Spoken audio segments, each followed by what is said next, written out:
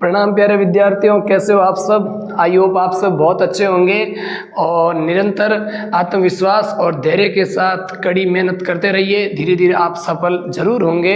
हम grammar series में most popular grammar के एग्जाम पॉइंट ऑफ व्यू से मोस्ट इम्पोर्टेंट रूल मैं आपको सिखाने का प्रयास कर रहा था। तो आज भी हम उसी सीरीज को आगे बढ़ाते हुए मोस्ट इम्पोर्टेंट रूल में हम रूल नंबर 10 जानेंगे।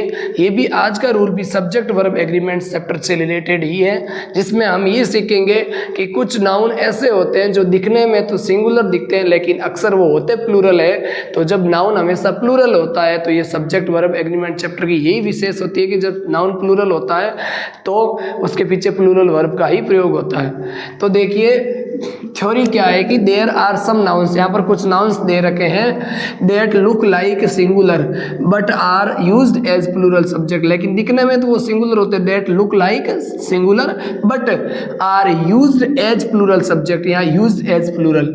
जैसे चिल्ड्रन हो गए, ये आपको पता है चाइल्ड का प्लूरल होता है, पुलिस हो गया, कैटल हो गया, पीपल हो गया, जेंट्री, वर्मीन। अगला पोल्ट्री, ठीक है, पोल्ट्री जहाँ पर ये आपकी मुर्गियाँ पाली जाती है, कैवेलरी, ईटीसी, ठीक है ना।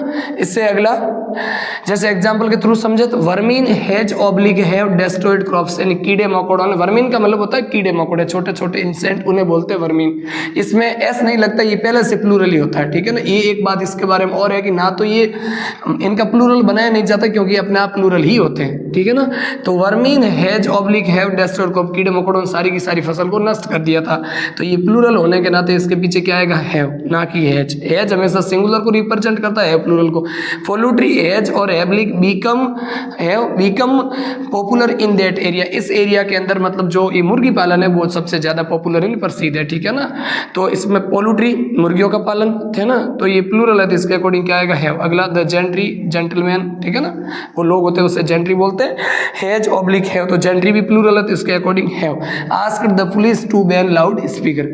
अगला the cattle was oblique were, इसका आंसर आप सभी दिमाग में गैस करिए क्या हो सकता है, ग्रेजिंग इन द फील्ड, जो मतलब मवेशी है वो फील्ड के अंदर यानी खेत के अंदर चल रहे हैं इस समय। तो इसका आंसर क्या होगा, वर होगा, क्योंकि ये प्लूरल सब्जेक्ट है। तो जब प्लूरल सब्जेक्ट होता है तो उसके पीछे हमेशा प्लूरल वर्ब का ही प्रयोग होता है। जय हिंद।